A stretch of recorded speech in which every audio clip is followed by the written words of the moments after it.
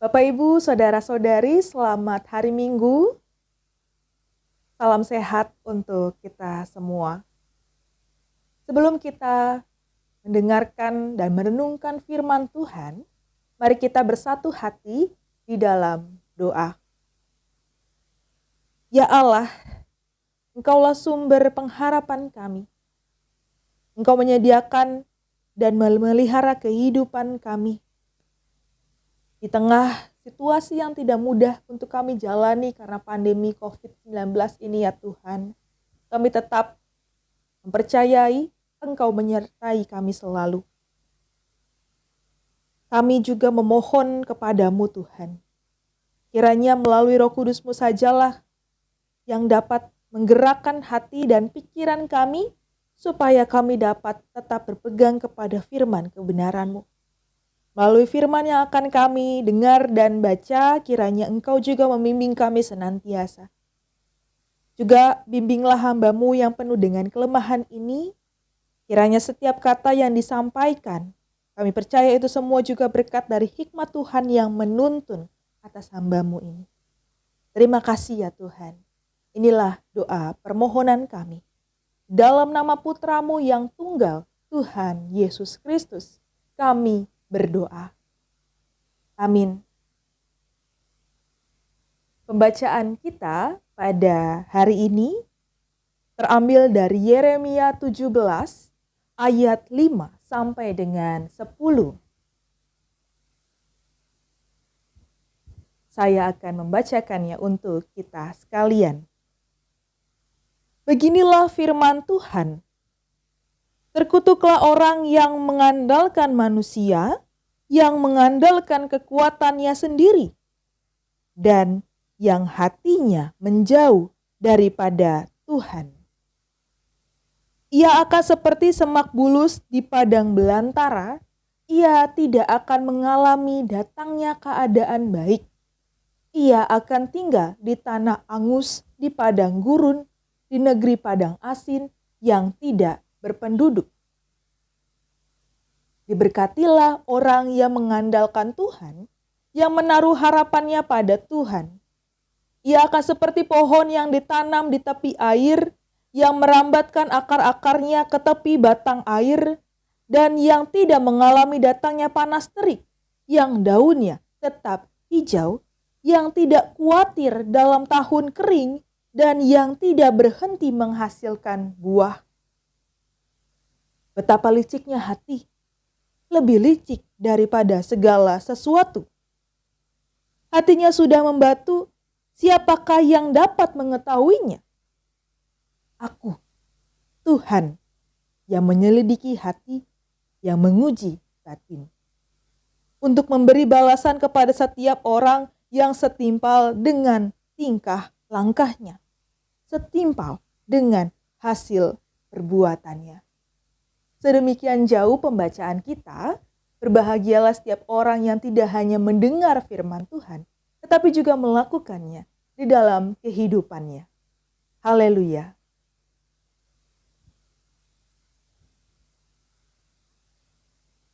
Bapak, Ibu, Saudara-saudari, semoga kita ada dalam keadaan yang sehat.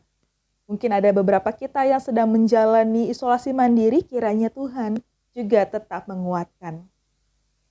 Bapak, Ibu, Saudara-saudari, sadarkah kita di masa pandemi COVID-19 ini kita didorong untuk menjadi orang yang mandiri, mengandalkan kemampuan diri sendiri. Sebagai contoh, mungkin anak-anak kita yang masih bersekolah, mereka didorong untuk belajar mandiri di rumah. Artinya mereka lebih banyak untuk belajar sendiri di rumah, mengandalkan kemampuan sendiri yang biasanya anak-anak tentu lebih banyak dibantu oleh guru-guru yang ada di sekolah. Juga mungkin kita yang sudah bekerja, akhirnya kita diharuskan untuk bekerja di rumah, yang menyebabkan kita untuk mengandalkan diri sendiri dalam pekerjaan. pekerjaan kita bekerja secara mandiri. Bahkan di beberapa negara bagian, di Indonesia pun sudah ada, Bapak Ibu, kita punya yang namanya sistem pembayaran mandiri di supermarket di kota-kota besar. Jadi kalau biasanya kita belanja ke supermarket, kita mengambil barang lalu kita ke kasir ya. Dan nanti kasir akan menghitung barang belanjaan kita lalu kita membayar. Tetapi di beberapa kota-kota besar termasuk di Jakarta juga sudah ada. Karena situasi pandemi ini juga kita diharuskan untuk membayarnya dengan mandiri. Jadi kita akan men-scan barcode dari barang belanjaan kita, lalu kita akan mengikuti aturan-aturan, perintah-perintah, langkah-langkahnya, dan kemudian kita membayarnya juga sendiri. Jadi tidak ada kasir yang biasanya membantu kita. Artinya kita pada situasi ini didorong untuk melakukan segala hal secara mandiri. Bahkan juga pom bensin, kalau di luar negeri, orang-orang di sana memang sudah terbiasa ya untuk mengisi bensin secara mandiri. Dan di Indonesia pada saat pandemi ini juga mulai banyak pom bensin yang menerapkan sistem membayar mengisi bensin secara mandiri. Atau dikenal juga dengan self-service. Jadi melayani sendiri. Artinya, Bapak Ibu saudara-saudari, di berbagai fenomena ini kita didorong untuk melakukan segala sesuatu dengan mengandalkan kemampuan diri sendiri. Ada seorang penulis penyair puisi, dia menuliskan puisinya yang berjudul Invictus. Dan di dalam kalimatnya dia berkata bahwa aku adalah tuan atas nasibku dan aku adalah kapten bagi jiwaku. Sepenggal puisi ini juga mau menggambarkan kepada kita Bapak Ibu saudara-saudari bahwa banyak orang yang akhirnya bergantung pada kemampuan diri sendiri. Tentu saja, sikap mengandalkan diri sendiri, kita menggantungkan segala sesuatu pada diri sendiri ini bertentangan dengan keimanan kita. Ketika kita sudah disuguhi dengan berbagai macam situasi yang harus mendorong kita melakukan segala hal dengan mandiri, hati-hati bahwa kita bisa saja terjebak pada sikap di mana kita mengandalkan diri sendiri dan melupakan Tuhan. Pembacaan kita, Yeremia 17 ayat yang ke-5 sampai 10 juga berbicara tentang peringatan Nabi Yeremia kepada bangsa Israel yang pada saat itu juga tidak hidup mengandalkan Tuhan. Mereka menaruh hati tidak hanya pada Tuhan, tetapi juga pada dewa-dewa lain yang ada pada saat itu. Yeremia adalah seseorang yang telah dipanggil Tuhan untuk menjadi nabi dari mulai usianya yang muda. Jadi dikatakan juga masa pelayanannya ini sudah mencapai 40 tahun. Luar biasa, masa pelayanannya cukup lama Bapak Ibu saudara-saudari. Dan karena itu juga lah kita dapat mengetahui bagaimana Yeremia ini paham betul karakter dari orang-orang Israel pada saat itu. Dia juga sudah menyampaikan peringatan dan juga teguran kepada bangsa Israel serta raja-raja yang pernah memerintah pada saat itu. Yeremia mengatakan kepada mereka untuk segera berbalik dan bertobat kepada Tuhan. Tetapi bagaimana respon orang-orang Israel pada saat itu?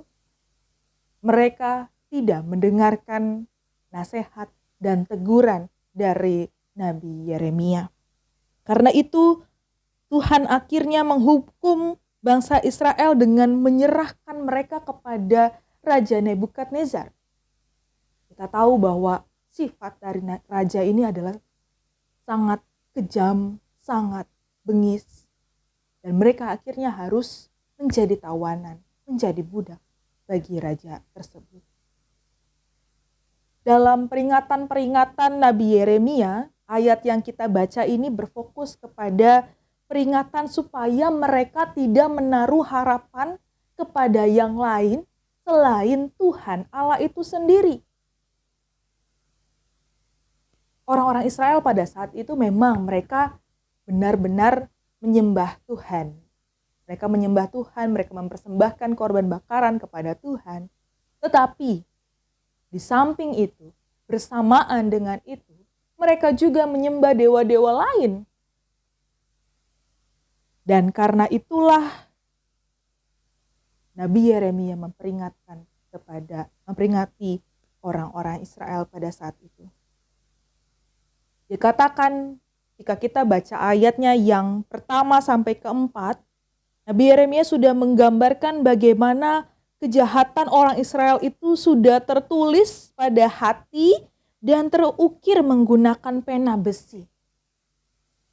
Jadi kejahatan bangsa Israel ini sudah tertulis menggunakan pena besi, artinya sudah benar-benar tidak bisa lagi dihapuskan.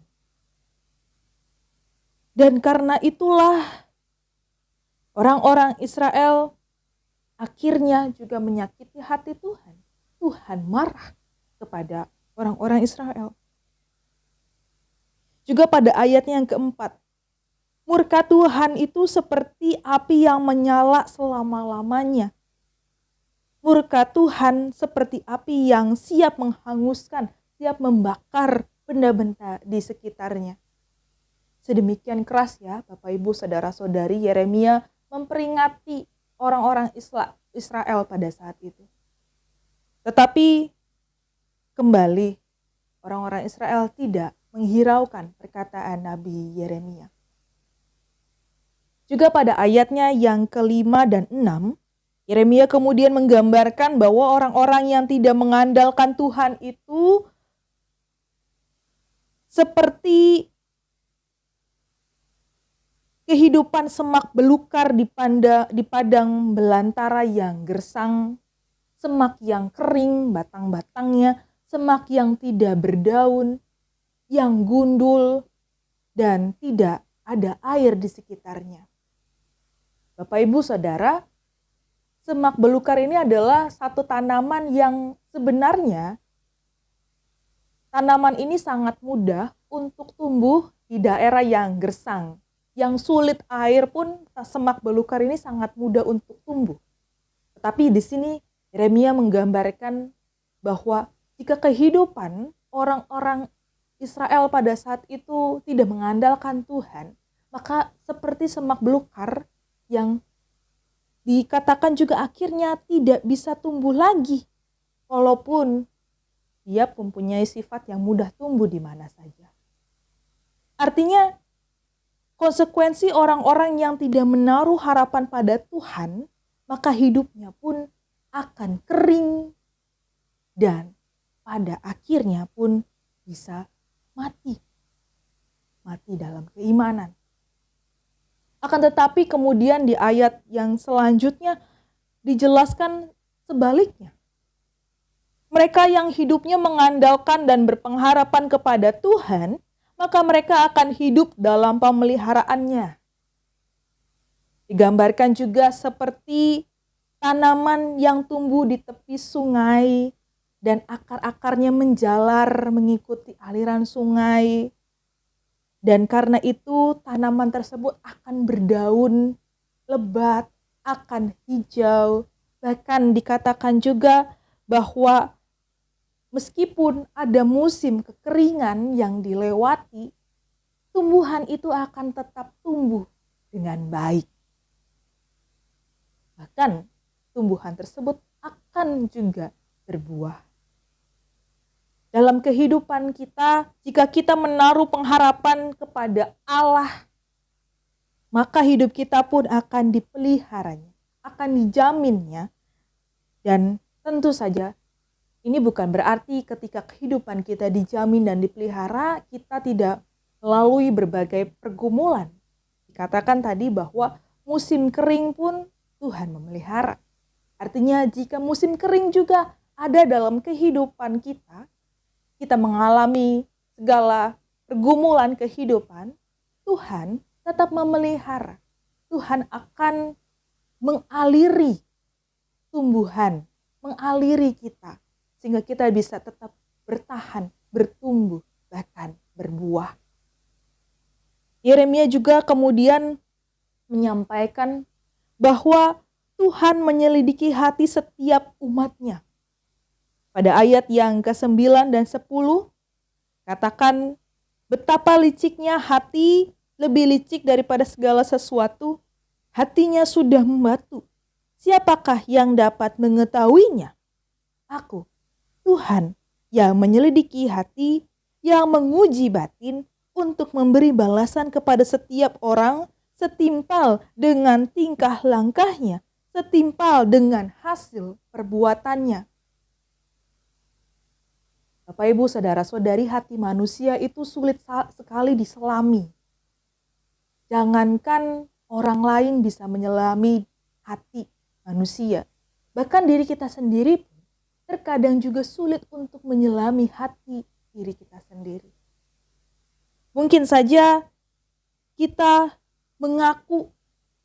mengatakan bahwa hidup mengandalkan kepada Tuhan, tetapi dalam hati kita menolak Tuhan melalui juga tingkah laku kita. Dan karena itu hati kita bisa menyembunyikan hal-hal buruk yang terjadi pada diri kita atau orang lain. Tetapi kemudian Tuhanlah yang mengetahui dengan betul-betul, Dialah yang melihat kedalaman hati, Dialah juga yang menyelidiki hati. Dia tahu benar-benar apakah kita berpengharapan kepadanya ataukah tidak. Atau apakah kita berpengharapan benar-benar atau berpengharapan yang palsu. Bapak, Ibu, saudara-saudari, jika pada masa itu konteks jemaat bahwa mereka pada saat itu orang-orang Israel menyembah dan berpengharapan kepada Allah-Allah lain, maka pada konteks saat ini Allah-Allah lain juga bisa digambarkan bahwa kita menaruh pengharapan itu kepada diri kita sendiri, kepada kemampuan kita sendiri. Semakin berkembangnya kehidupan dunia saat ini, tampaknya kita juga dituntut untuk mengandalkan kemampuan demi menerima berbagai hal, demi mendapatkan banyak hal. Dalam realitas dunia pekerjaan misalnya, siapa yang lebih memiliki kemampuan yang banyak, skill yang banyak, yang memumpuni, maka biasanya merekalah yang akan mendapatkan pekerjaan yang lebih baik dan juga misalkan mendapatkan promosi. Ini adalah realitas yang ada di dunia kita saat ini. Atau mungkin juga pada saat ini dalam kehidupan anak-anak kita, para orang tua akhirnya ketika menyadari bahwa semakin banyaknya dan berkembangnya persaingan di dunia kerjaan, orang tua akhirnya mendorong anak, bahkan memaksakan kehendaknya supaya anak-anak bisa terus menggali apa yang dibutuhkan di kehidupan dunia ini. Misalnya mereka disuruh mengikuti les ini dan itu, mereka harus bisa bahasa ini dan itu dipaksakan kepada anak-anak demi supaya mereka bisa bertahan di dalam dunia yang penuh dengan persaingan ini. Dunia yang penuh dengan bagaimana mereka bisa mengandalkan diri. Tentu saja Bapak, Ibu, saudara-saudari, kita sebagai manusia bukan berarti kita tidak boleh berusaha dalam kehidupan kita. Tetapi maksudnya adalah usaha manusia untuk memperlengkapi diri, untuk menggali kemampuan diri, itu adalah sesuatu hal yang baik untuk dilakukan. Dan tetapi juga perlu disadari bahwa melalui pembacaan kita diingatkan bahwa tidak menaruh harapan kepada kemampuan diri kita sendiri. Tetapi yang terutama, kita harus menaruh pengharapan itu kepada Tuhan. Kita tidak bisa mengandalkan diri sendiri atau kita mengandalkan orang lain. Kita tidak bisa menaruh harapan kepada diri sendiri atau pengharapan kepada orang lain. Karena manusia itu terbatas dan fana. Kita bukanlah sosok yang bisa diandalkan dalam segala hal. Kita bukanlah sosok yang bisa mengendalikan banyak hal. Kita hanyalah sosok yang penuh dengan ketidakberdayaan, yang penuh dengan kelemahan. Bahkan kita mengandalkan hati kita pun kita tidak bisa. Apalagi pada situasi pandemi ini, Bapak, Ibu, Saudara-saudari, banyak orang yang selama hidupnya yang semula bergantung pada kemampuan diri, karena pandemi ini akhirnya ada pemotongan pekerjaan dan sebagainya, mereka menjadi sengsara. Lain halnya ketika kita bisa menaruh harapan itu kepada Tuhan. Maka banyaknya pergumulan kehidupan, walaupun kita ada dalam situasi yang menyebabkan kita bergumul, Tuhan tetap memelihara.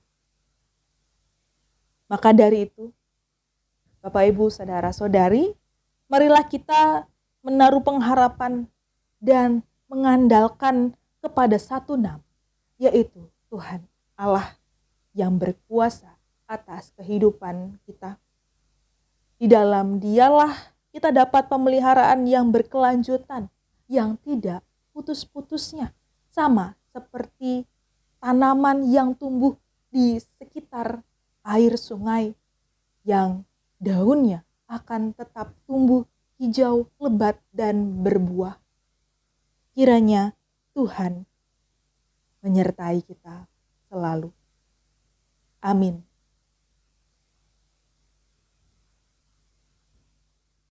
Bapak, Ibu, Saudara, kita akan bersama-sama berdoa dan kita akan mengakhirinya dengan doa Bapa kami. Mari kita bersatu hati di dalam doa. Engkaulah ya Allah, sumber pengharapan kami, satu-satunya Allah yang padamu kami menaruh segala kehidupan kami. Engkaulah yang kami andalkan ya Tuhan. Dan karena itu kami bersyukur atas cinta kasih, penyertaan, dan berkat Tuhan yang selalu nyata di dalam kehidupan kami. Firman-Mu Tuhan telah kembali mengingatkan kami bahwa di dalam kehidupan kami, hanya padamu-lah kami dapat menaruh pengharapan yang pasti. Ya Tuhan, ampunilah kami jika dalam kehidupan kami seringkali kami mengandalkan diri sendiri atau mengandalkan orang lain. Kami tidak menaruh harapan kepadamu. Kasihanilah kami ya Tuhan, ampunilah kami. Ya Tuhan, Sang sumber pengharapan kami, pada saat ini juga kami terus berpengharapan kepadamu ya Tuhan. Kiranya karena kuasa-Mu sajalah bumi kami dapat dipulihkan dari pandemi ini. Banyak dari kami yang mengalami kondisi yang tidak mudah dalam situasi pandemi ini, tetapi kami percaya Tuhan, hanya di dalam-Mu sajalah kami beroleh kemampuan untuk bertahan dan dipulihkan. Saat ini Tuhan, kami mengingat dengan penuh kasih orang-orang yang sedang mengalami kelemahan tubuh, baik itu karena lanjut usia, karena sakit penyakit, bahkan terkhusus bagi mereka yang sedang menjalani isolasi mandiri karena terpapar COVID-19. Kami mengingat namanya dan menyebutkan namanya dengan penuh kasih, Bapak Sudarno, Ibu Detanti Misela, Ibu Ani Maulani, Ibu Elis, Ibu Hidayat Bone, Ibu Ani Sukardi, Ibu Nur Sayekti, Ibu Bunga Hasibuan, Ibu Mardiana Junaidi, Ibu Basuki Sigit, Ibu Nurianah Baiin, Ibu Juni Francisca, Bapak Muraji, Ibu Saltinah Sayan, Penatua Levi Alvando Tiahaan, Ibu Listianah, Penatua Yongki Dwi Putra Sisanto, Ibu Banowati Aji, Adik Zevanya, Adik Zeveri, adik Jovelyn, Bapak Malsianus Baiin, Bapak Christian Pandu, Ibu Anastasia Chandra Dewi, Saudara Bonavasius Titawano, Saudari Donda Situmorang, Ibu Hestika Petrus, Ibu Angki, Ibu Nuning, Saudara Elang Herlambang, Bapak Nius, Bapak Anawang, Ibu Santi, dan juga mereka yang namanya tidak kami sebutkan satu persatu, tetapi kami ingat sedang ada dalam kelemahan tubuh.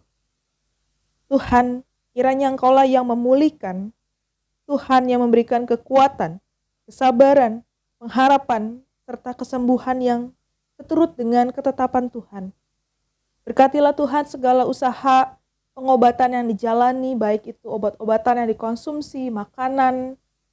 Bahkan juga kami berdoa bagi keluarga yang mendukung dalam proses pemulihan orang-orang terkasih kami ini. Juga saat ini Tuhan, kami berdoa bagi anggota jemaat yang berulang tahun pada minggu ini, yang kami ingat namanya dalam hati kami. Kami bersyukur Tuhan, karena Engkau telah menambahkan 1 tahun usia yang baru kepada mereka. Dan kiranya berkat Tuhan melimpah atas mereka, kiranya juga hikmat Tuhan bertambah atas orang-orang terkasih yang berulang tahun dalam minggu ini. Kami juga berdoa Tuhan bagi persekutuan kami di GKP Kampung Tengah. Walaupun situasi pandemi saat ini membatasi ruang gerak kami satu dengan yang lain di pelayanan gerejamu ini, tapi kami percaya Tuhan senantiasa menyertai dan memberkati setiap kami. Juga Tuhan kiranya memberkati pendeta konsulen, vikaris, para penatua, pengurus komisi, serta juga anggota jemaat yang ada di tempatmu ini ya Tuhan. Biarlah kami dapat menjadi persekutuan yang saling melengkapi, saling menghadirkan cinta kasih Tuhan dan tulus dalam pelayanan. Kami juga Tuhan berdoa bagi pemerintahan kami, negara Indonesia. Dalam segala kebijakan yang berlaku, Tuhan kiranya memberkati para pemimpin negeri.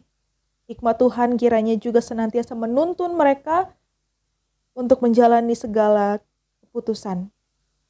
Kami juga Tuhan berdoa bagi perjuangan keadilan sosial yang ada di masyarakat. Tuhan kiranya senantiasa memberkati. Kami menyadari Tuhan banyak ketidakadilan yang terjadi di sekitar kami. Bahkan mungkin kami juga menjadi orang yang diam ketika melihat ketidakadilan itu. Maka ampunilah kami Tuhan.